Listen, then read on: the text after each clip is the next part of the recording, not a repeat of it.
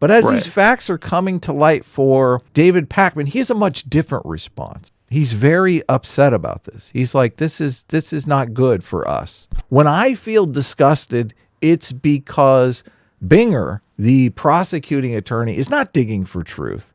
He's muddying the waters is what he's doing. He's trying to turn something that is not really the case into a narrative that will make his case true. I feel like he's being dishonest is what I honestly feel. Yes. But when the defense attorney comes out and is eliciting all of this, forcefully eliciting this honesty out of Gage Grosskreutz, Pakman thinks that's not good for us. That's a bad situation. Like, what the fuck, dude? He's a 17-year-old, like an 18-year-old kid. He has his whole life in front of him. He's not even old enough to legally drink. And you want this kid locked up for 20 years so that you can go to your audience and be like, subscribe to David Pakman, give me more money. Well, this segues nicely into the other thing I want to talk about, the David Pakman situation. So like I said on the Sunday stream, I was like, I'm going to be watching David Pakman's reaction to the trial, and I especially want to know how he reacts when Gage, I forgot to tell the police that I had a handgun pointed at Kyle Rittenhouse's head when they interviewed me during the investigation. Grosskreutz takes the stand. And then refused to talk to the police after that. Right, lawyered up. Okay, so Gage is in the hospital when the police come to him. So he lost his phone. He has no idea that there's HD footage of him out there doing this entire act, right? It's all out there. If he had seen that footage, chances are he would not have lied to the police because he would have known. Like, they're going to know I'm lying. Right. But since he's like, nobody filmed me, I'll just make up whatever story I want. He lies. He lies like a rug. He lies his ass off. The cops, obviously, I'm sure this is great because the cops who are sitting there, they've seen the video. They know what's up. I'm sure the questions they're asking are like, oh, that's interesting. Oh, tell us more about that. Oh, you dropped your gun. Oh, that's very fascinating. I know, exactly. Would you initial right here to sign that the statement of fact? Yes. This is what the cops do. Would you here? You're not digging quite deep enough. Here, let me hand you a shovel. So later, they want to interview him again. Obviously. Right. This is one of the first people they've talked to. Now they've talked to several other people, Kyle Rittenhouse for one. Now they want to re-examine his testimony, the statements that he made to police. And he's like, nah, don't think so. I got a lawyer. Don't want to talk to you anymore. Yeah. There was a really fantastic part that the defense did where when the defense is confronting Gage on how he lied to the police, Gage says, I just had surgery on my arm for hours. I just woke up. I was in the hospital. I've been through the most traumatic experience in my life. Like, oh, of course, I'm going to get some details wrong. Oh, woe is me. And you're like, okay, it's a little reasonable. But then the defense is like, oh, okay, well, did you or did you not perfectly describe the defendant's clothing to the police in the same interview? And he's like, yes. It's like, oh, okay. Did you not perfectly describe and he goes through like 5 other parts of the story where he perfectly described them accurately. He's like, and the defense is like, it's interesting that you're able to describe all these things with perfect clarity after your traumatic experience. But the one piece of evidence that would incriminate you, that you had a gun and that you pointed at Kyle, that you just mysteriously, conveniently forgot. Yeah. Oh God. So I thought that was fantastic. They so destroyed Gage Grosskreutz, and one of the things I found particularly interesting about it was they did not wait. Like, as soon as it was their turn, they were pouncing from like the first question. They did not do this slow build to were you lying? They were basically like, here's the police report you filed.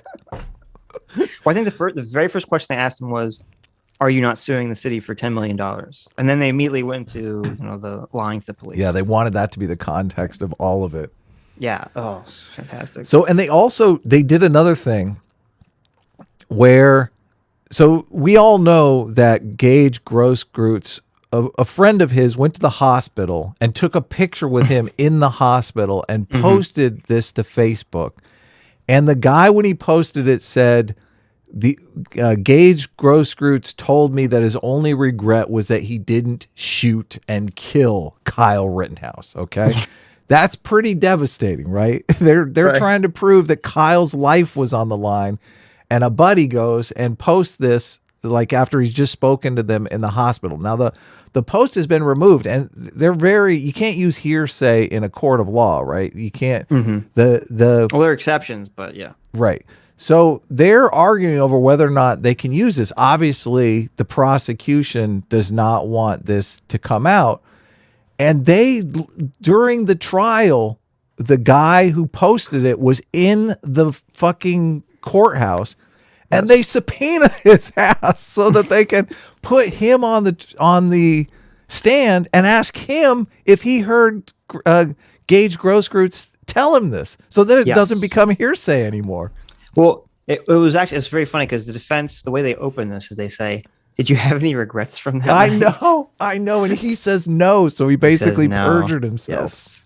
Yes. Which, first of all, I mean, which also looks like you're lying too, because it's like, okay, if I got shot in the arm, how do you not have any regrets? Yeah, unless I saved like a busload of children in the process, of course I'd have regrets. Hell yes.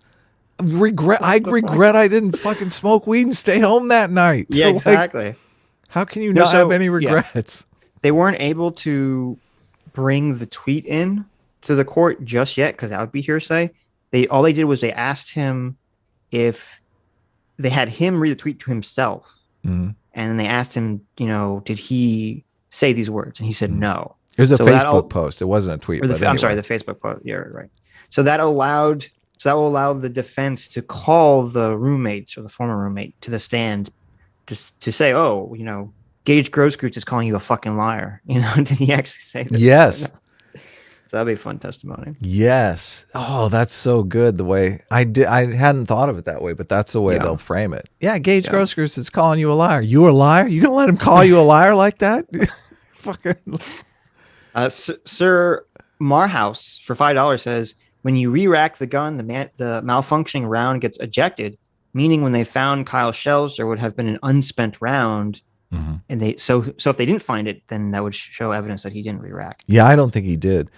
So the thing about David Pakman, which we were technically talking about, you watched some of David Pakman. I was super disappointed in the David Pakman response because David Pakman, like, facts are coming out that we're Team Truth over here at the Sitch and Adam show. Okay. We believe, we want the facts to be what the facts are. And there have been, stuff that's come out. Like we were sitting on our hands. Well, who knows what they're going to dig up on Kyle Rittenhouse? Maybe he is a white supremacist, right? We don't know. We don't know. We have no idea. We don't know this kid. We're not vouching for this kid until we know, right? So, we're cautious, thinking a lot of the stuff that they're digging up is just nonsense. We're digging into the facts. But as these facts are coming to light for David Pakman, he has a much different response. He's very upset about this. He's like, this is not good for us. And he also called the defense attorney what he was doing to the Gage Grosskreutz witness disgusting. Which made me think, I didn't see that part. Yeah, which as a moral foundations guy, I always look for that word disgusting, right? That's one of the that's one of the key words. Yeah, that's him saying, my brain finds this morally repugnant. Now, why would I want both attorneys to elicit the truth. When I feel disgusted, it's because Binger, the prosecuting attorney, is not digging for truth.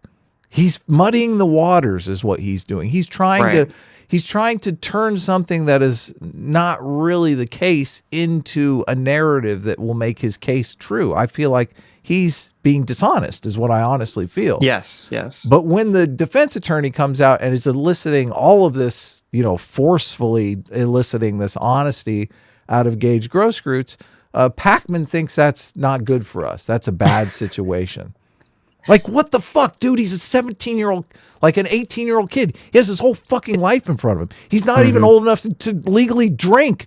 And you want this kid locked up for 20 years so that you can go to your fucking audience and be like, you know, subscribe to David Pakman, give me more money.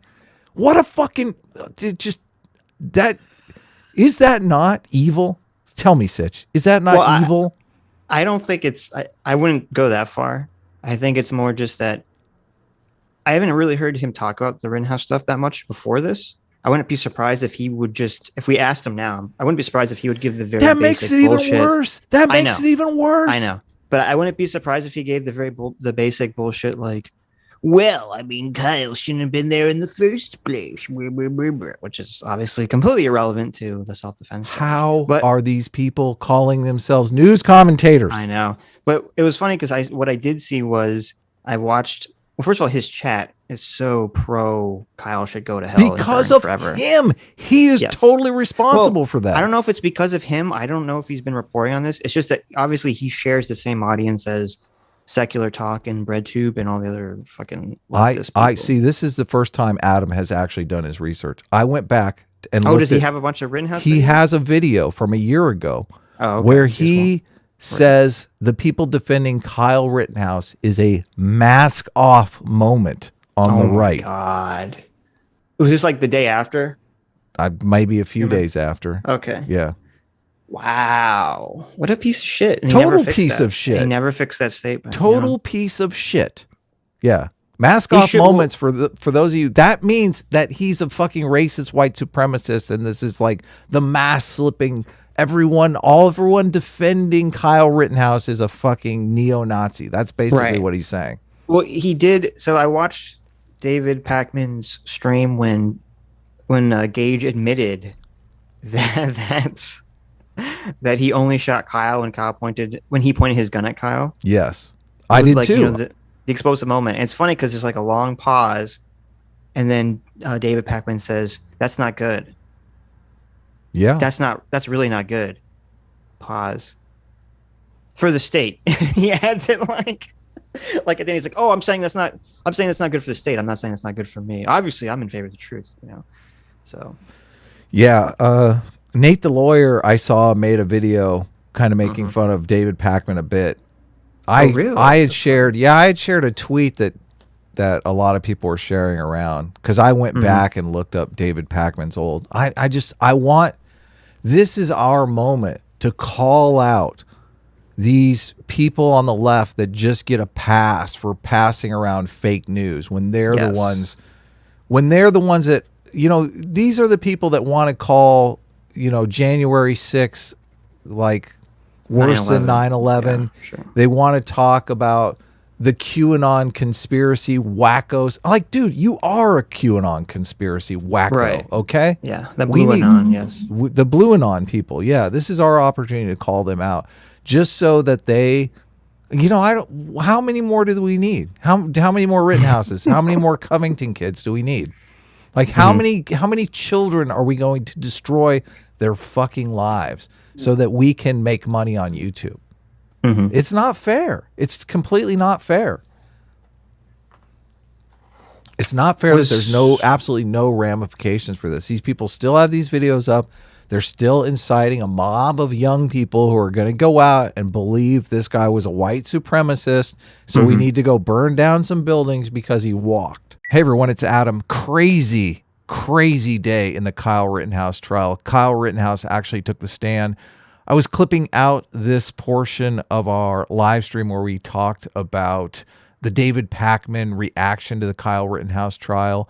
And David Pakman has, I guess, got a bit of a beef going with Destiny, Stephen Bunnell.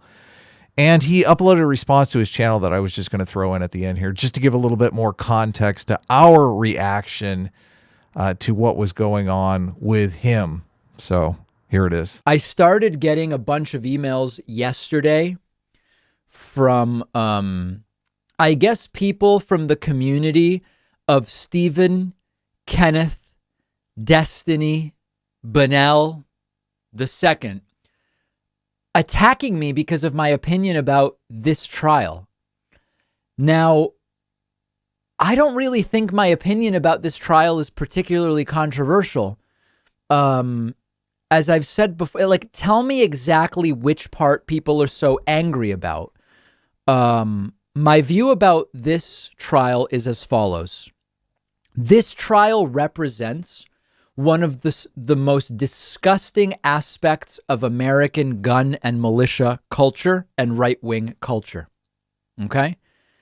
The existence of these militias and what include adults and children, essentially, that are out there to protect businesses, pretending to be members of the military with vests and guns and helmet-mounted cameras. It's gross. It's embarrassing. It's one of the worst things about American culture. American gun culture is disgusting. The idea of a 17-year-old going to Wisconsin and getting a rifle and walking around and saying, anyone need medico? Anyone need medico? Anyone need medico? All this is, it's gross. His mom, who seems supportive of it. Do you have any idea? First of all, I would never have ended up in this situation because I was raised in a way where at 17, it never would have even, how the hell am I going to be like, hey, you know what? Maybe I'll get a gun and go to another state and offer people medico and protect business. Like what? It's a failure of American culture. It's a media failure. It's a gun regulation failure. It's a parenting failure. It's all of those things. Okay. Now, first of all, people in the chat talking about whether or not I own firearms, you know nothing about what I do or don't do. Okay. And I've said it before, I don't talk about my personal relationship to firearms or whether you don't know what the hell you're talking about. Okay. Now, in terms of the trial, I think that on the serious charges, it's going to be not guilty. And I think that because it's completely plausible that in the moments at which Kyle Rittenhouse shot the two deceased individuals, he did fear for his life, or it at least is plausible that he did. And that's all you need for self-defense. You need the jury to believe that there is at least some doubt as to whether this was a reckless killing. And if they think it's possible that he feared for his life, and I think that that is possible, that not guilty is the verdict on those charges. So again, to the people from the Stephen Kenneth Destiny Bennell II community who are emailing me and saying, I don't even really know what is the, tell me exactly what I'm wrong about. Now, in terms of the charges, first-degree reckless homicide, use of a dangerous weapon, first-degree reckless endangerment of safety, first-degree intentional homicide, attempted first-degree intentional homicide with Gage Grosskreutz. I think those are all not guilty. Okay, so tell me where you disagree. And then, endangering safety recklessly with a dangerous weapon, that could be guilty. Possession of a dangerous weapon by a person under 18, absolutely guilty. Violation of the curfew, definitely guilty. Endangering, I think this is another endangering safety with a dangerous weapon, probably guilty based on what I've seen so far. Okay, guys? So please, let's cut the crap. We want to maintain a great relationship with the DGG community and all of these different things. And we love you guys. And I thought, but what are people even emailing me about? And if the disagreement is a philosophical one, you're saying you want to live in a country where we celebrate. I mean, listen, if this guy is found not guilty on the with the homicides, which I think he will be, because I think that the evidence points to it's plausible self-defense. This guy's going to be called a hero by the right. This guy's not a hero. Nothing heroic here. It's a failure of parenting. It's a failure of judgment. It's a failure of culture. There's nothing heroic that this guy did. He might have feared for his life in a situation he put himself in for a moment, and that will get him off on these homicide charges. And that may well be what the evidence shows. Okay? Hi, you just listened to a clip from the Sitch and Adams show. If you like what you heard, you can listen to our live show right here on this channel on Sunday, starting at 1 p.m. Pacific, 4 p.m. Eastern. And if you want, you can super chat us. We read $20 and up super chats on the show and then do a follow-up stream on the following Tuesday where we read the rest of the unread super chats and interact with fans of the show. Subscribe to this channel right here to listen to the live show or to listen to more of our awesome clips.